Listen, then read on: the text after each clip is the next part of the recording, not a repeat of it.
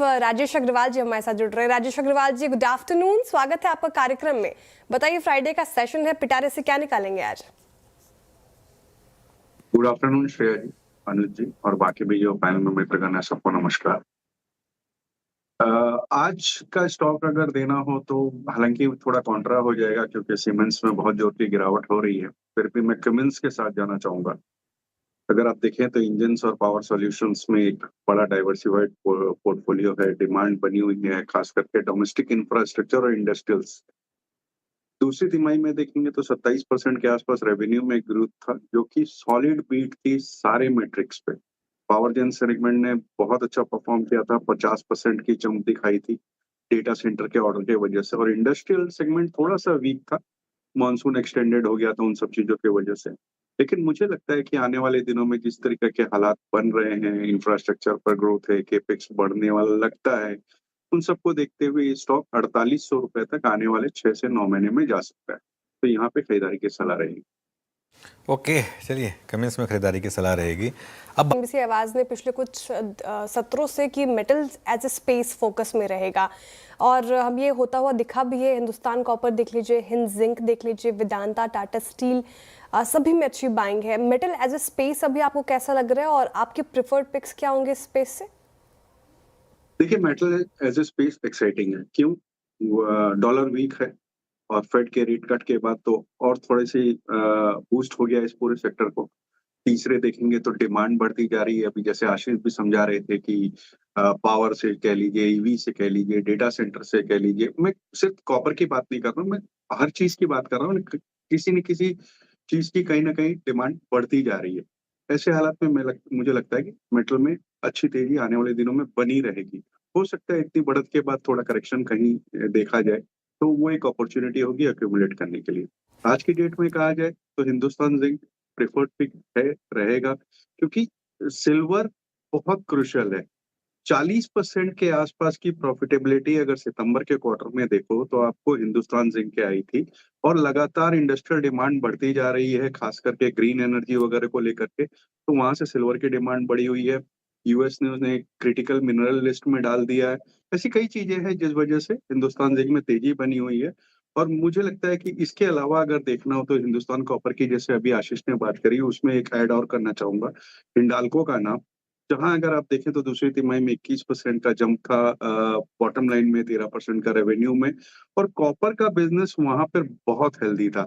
उसका एबिटा अगर आप देखें तो 634 करोड़ के आसपास आया था। तो एल्यूमिनियम कॉपर दोनों का मेल आपको हिंडाल्को में मिल जाता है। और स्टील की बात की जाए तो हमारी preferred pick Jindal Steel and Power है। Okay, Jindal Steel and Power है प्रेफर्ड पिक। हिंदुस्तान जिंक अब में खरीदें या फिर अब थोड़ा सा नेगेटिव व्यू रखें? देखिए, मेरे हिसाब से खरीदारी करनी चाहिए, क्योंकि जिस तरीके की शानदार कंपनी है, स्ट्रॉन्ग बैलेंस शीट है, उन सब चीजों को देखते हुए जो करेक्शन आया है इनके मैं गाइडेंस कम करने के लिए, क्योंकि 12 से 14% का जो मार्जिन डीआई में आ रहा था उसको घटा के 6 से 8 कर दिया है। और डीआई जो है वो 20 से 25% रेवेन्यू में कंट्रीब्यूट करता है, तो इस कारण से थोड़ा सा झटका लगा है। लेकिन मेरे ख्याल से वो प्राइस में ऑलरेडी डिस्काउंट हो गया है। प्राइवेट केपेक्स थोड़ा कम होगा, जैसा मैनेजमेंट ने कहा है, लेकिन गवर्नमेंट केपेक्स अगर आप देखें तो वो टूल पकड़ने वाला है। दूसरा, मोशन सेगमेंट में जैसे विनी बता रही थी, वहां पर भी थोड़ा ठीक ठाक ही आने वाला है। कुछ दिन पहले अगर आप देखो तो सीमेंस के बोर्ड ने 2200 करोड़ के आसपास जो स्लम सेल अपने लो वोल्टेज मीटर को बेचने की बात करी है, वो पैसे भी कंपनी में आएंगे। तो ये जो गिरावट है, मेरे ख्याल से 3000 के आसपास अगर किसी का साल भर का टाइम होराइजन हो तो यहाँ बिल्कुल खरीदारी करनी चाहिए। ओके, साल भर का अगर आप टाइम लेकर चल रहे हैं तो खरीदारी की राय है फिलहाल सीमेंस पर। लेकिन हाँ, थोड़े नेगेटिव पॉइंट्स एनालिस्ट मीट में तो स्टॉक ने आज थोड़ा नेगेटिवली रिएक्ट किया है। लेकिन एलएनटी रखेगा स्क्रीन पर एक बार। लाख क्रॉस कर रही है इस समय। राजेश जी, चांदी पर क्या व्यू बन रहा है इस समय?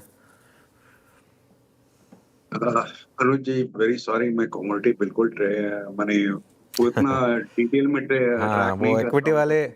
इक्विटी वाले एक्चुअली इक्विटी के अलावा और कहीं जाते ही नहीं है। उनको लगता है कि क्यों अपना टाइम वेस्ट करना है। तो खैर, लेकिन चांदी पर 2 लाख का क्रॉस। खैर, एनीवे, आगे बढ़ते हैं। लाइफ इंश्योरेंस स्टॉक्स पर क्या व्यू है आपका, और पॉलिसी बाजार पर क्या व्यू है? देखिए, जो खबर अभी चल रही है कमीशन कम करने की, खास करके टर्म इंश्योरेंस वगैरह में जो 40% से सीधे 8% करने की, मुझे लगता है कि जो डिस्ट्रीब्यूशन बिज़नेस है, वहाँ पे बहुत बड़ा फ़र्क पड़ेगा। क्योंकि आज की डेट में अगर देखो तो अब मैक्सिमम लोग टर्म इंश्योरेंस की तरफ जा रहे हैं, जो कि पहले एंडाउनमेंट वगैरह में जाते थे। तो अब टर्म इंश्योरेंस में जब कमीशन कम होगा तो सीधी-सी बात है कि पीवी फिनटेक जैसी कंपनियों को फ़र्क पड़ने वाला है। तो इस वक़्त यहाँ पे अवॉइड की सलाह रहेगी। जहाँ तक इंश्योरेंस एज़ अ सेक्टर की बात है, मुझे लगता है कि जिस तरीके की खबरें ऐसी चल रही है कि शायद 100% एफडीआई आ जाए या 2047 तक इंश्योरेंस फॉर ऑल की बातें चल रही है, वो सब इंश्योरेंस एज़ अ सेक्टर के लिए बहुत पॉजिटिव है और जिसमें हमारी पहली पसंद अगर पूरे सेक्टर में देखा जाए, तो जनरल इंश्योरेंस में जीआईसी आरई की रहेगी, जो कि वैल्यूएशन के लिहाज से बहुत अच्छा पड़ता है और लाइफ में एलआईसी के रहेगा, जो कि अगर आप देखो तो बावजूद अपना मार्केट शेयर लूज़ करने के आज भी मार्केट लीडर है। जो उनका एयूएम है वो पूरे म्यूचुअल फंड इंडस्ट्री के बराबर या उससे ज़्यादा है। एसेट क्वालिटी अच्छी है। एपी, वीएनबी सारे में बढ़त देखी गई पिछले 2-3 क्वार्टर्स से और जिस तरीके के नए प्रोडक्ट्स वगैरह वो लॉन्च कर रहे हैं, उसे देखते हुए मुझे लगता है कि अगर लंबी अवधि की नज़रिया हो तो यहाँ पे नज़र रखनी चाहिए। हालाँकि स्टॉक ने कुछ विशेष करके नहीं दिया है, बट फंडामेंटली बहुत साउंड है और लंबी अवधि के निवेशकों के लिए उपयुक्त है। ओके, मीनवाइल लक्ष्मण जी की खबर पर मुहर, यहाँ पर भी अच्छे मूव इस समय आ रहे हैं। ये देखिए न्यू इंडिया एश्योरेंस एकदम से ये सबसे ज़्यादा मूव एक्चुअली एकदम से न्यू इंडिया एश्योरेंस और जीआईसी में आया है। जो जनरल इंश्योरेंस स्टॉक्स हैं उनमें बड़े मूव इस समय आ रहे हैं। राजेश जी, हम बात कर चुके हैं वैसे इंश्योरेंस स्टॉक्स की, लेकिन इन पर्टिकुलर न्यू इंडिया एश्योरेंस पर कोई स्टॉक है क्या, कोई व्यू है क्या? देखिए, दोनों अंडर वैल्यूड है, फिर वो चाहे जीआईसी हो चाहे न्यू इंडिया हो। तो दोनों ने लगातार अंडर परफॉर्म किया है। आज की डेट में अगर आप देखो तो ऊपर के लेवल से बहुत अच्छा करेक्ट कर चुके हैं। तो मेरे ख्याल से कोई वैल्यू बाइंग आ रही है और इस तरह के कोई ट्रिगर्स आते हैं इस अमेंडमेंट बिल से कुछ पॉजिटिव रुझान आते हैं, तो मुझे लगता है यहाँ से और भी बढ़त हो सकती है। ओके, तो फिलहाल ये व्यू हो गया न्यू इंडिया एश्योरेंस पे और अच्छे मूव्स, अच्छी पॉजिटिव खबर ये पूरे इंश्योरेंस स्पेस के लिए। कुछ सुबह इसको सुझाया भी गया था। मिड कैप फंडा के लिए राजेश अग्रवाल जी कौन सा काउंटर? श्रेया जी, ब्लू स्टार के साथ जाना चाहूँगा।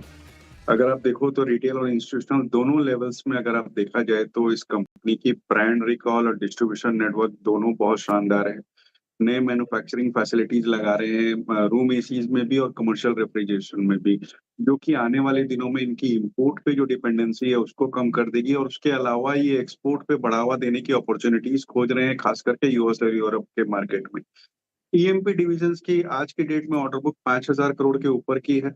आरएसी में इनका मार्केट शेयर करीब 14% है, जो मैनेजमेंट ने क्लियरली कहा है कि बढ़ाने की कोशिश में है। कमर्शियल रेफ्रिजरेशन में भी 30% का मार्केट शेयर है। 250 से 300 करोड़ का केपेक्स अगले 2-3 साल में अनाउंस्ड है। शानदार कंपनी, मुझे लगता है 2000 के टारगेट के लिए यहाँ खरीदारी करनी चाहिए। स्टार मिड कैप फंडा के लिए राजेश अग्रवाल जी की पिक आ गई और अच्छा राजेश जी के पास चला जाए। राजेश जी, कुछ देखने लायक है क्या इस वीकेंड पर? अनुज जी, देखने लायक तो धुरंधर है, जैसे कि आप शुरुआत में डिस्कस कर रहे थे। जिसने नहीं देखी उसे बिल्कुल देखनी चाहिए। मैंने तो खैर देख ली है। उसके अलावा अगर कहा जाए तो हिंदी सिनेमा इंडस्ट्री की भीष्म पितामह अगर कहा जाए तो शोले है, जो री रिलीज हो रही है 50 साल के बाद। मैंने खुद ने, मुझे याद नहीं है मैंने कितनी बार देखी होगी, प्राय सारे फॉर्मेट्स में, चाहे वो सिनेमा हॉल हो, ओटीटी हो या किसी में भी, बट मल्टीप्लेक्स में नहीं देखी। तो मैं अब इसको इस हफ्ते तो उसी को जाऊंगा। इसके अलावा अगर ओटीटी की बात की जाए तो F1 जो आई थी ब्रैड पिट की, हालांकि वो छोटे पर्दे पे देखने लायक है नहीं, बट फिर भी वो एक बहुत शानदार मूवी थी, वो देखनी चाहिए। सिंगल पापा करके कुणाल खेमू, प्रजक्ता कोहली, मनोज पवार की एक कॉमेडी ड्रामा है, जहाँ की एक डाइवोर्स्ड इंसान तुरंत से एक बच्चा गोद लेने की बात करता है और उसके लेकर के जो बखेड़े खड़े होते हैं उस पे है।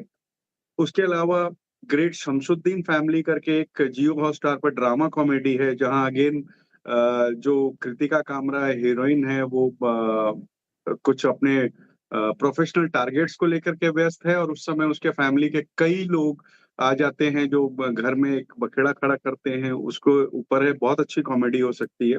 Wake up a dead man, Daniel Craig की वापसी, बहुत अच्छी, मैं समझता हूँ ये बिल्कुल देखनी चाहिए, क्योंकि डैनियल क्रेग है और स्टोरी लाइन बहुत अच्छी है। एक रिटायर्ड डिटेक्टिव है जो वापस से बुलाया जाता है कुछ इन्वेस्टिगेशन करने के लिए।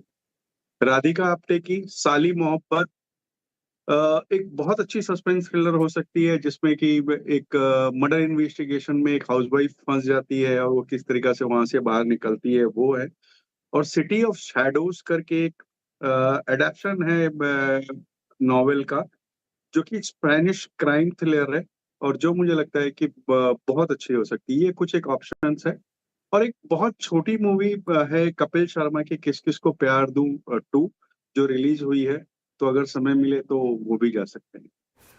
मैं तो राजेश अग्रवाल जी 25 दिसंबर का वेट कर रही हूँ। स्ट्रेंजर थिंग्स का सीजन 5 का 4 एपिसोड रिलीज होगा, तो मैं तो 25 दिसंबर का वेट कर रही हूँ। आपने देखी क्या स्ट्रेंजर थिंग्स? फिर मैंने आपको पहले भी कहा था, मुझे ये पार्ट वाली मूवीज ये सीरीज अच्छी नहीं लगती। मैं बहुत डरते डरते धुरंधर देखने गया था, क्योंकि प्राय सभी ने कह दिया था कि सेकंड पार्ट आने वाला है, बट फिर भी मैं गया था क्योंकि मैं मिस नहीं करना चाह रहा था। आपने तो आई देखी? Personally agree. वैसे मुझे लगता है कि पार्ट में मूवीज रिलीज करना ना, देखिए क्या होता है, ओटीटी वगैरह पे आप समझ सकते हैं कि चलिए ठीक है सेकंड पार्ट आएगा। इस बार इवन जो फैमिली मैन में किया गया ना, मुझे वो बिल्कुल पसंद नहीं है। एक सीजन है आपका, सीजन पूरा करिए उसको, उसके बाद आप अगले सीजन में नई स्टोरी लाइन ढूंढिए।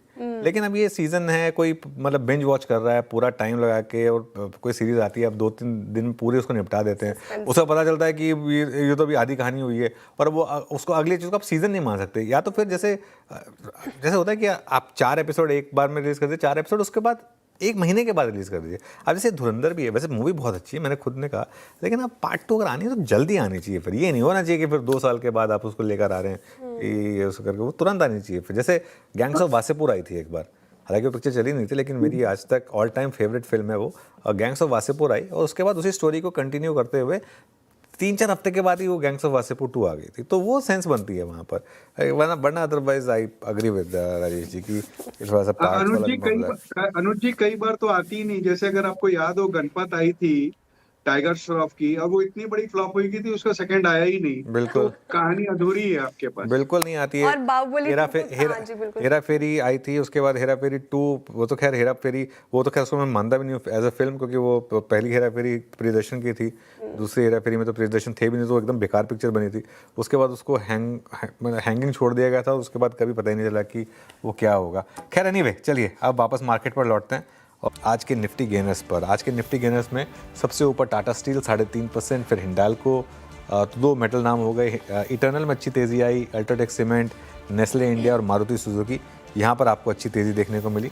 और जो स्टॉक्स गिरे उनमें क्या क्या थे एक बार वो भी प्ले कर दीजिए प्लीज़ ज़रा। हिंदुस्तान यूनिलीवर 0.25%, सन फार्मा करीब 3/4%, max health care, ITC, Asian paints और पावर ग्रिड, ये कुछ स्टॉक्स थे जहाँ पर आज हल्की सी गिरावट रही। बिल्कुल, लेकिन ओवरऑल मार्केट की क्लोजिंग काफ़ी अच्छी रही है, और हफ्ते का आखिरी कारोबारी सत्र शुक्रवार का सत्र काफ़ी अच्छा रहा है। शो को रैप करें इससे